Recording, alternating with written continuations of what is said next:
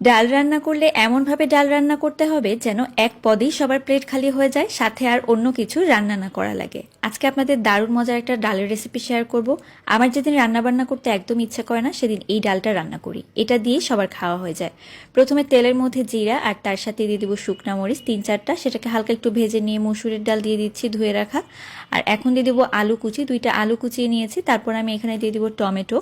Tomato কিন্তু এখানে আমি 2টা নিয়েছি, তার সাথে কাঁচামরিচ চেরা এবং পেঁয়াজ কুচি নিয়ে নিলাম 2টার মতো। আর এখন দিয়ে দেবো যায় এবং সব মশলা এবং সব কিছু একত্রে ভালোভাবে মিশে যায়, কাঁচা গন্ধ থাকে সেটাও চলে যায়।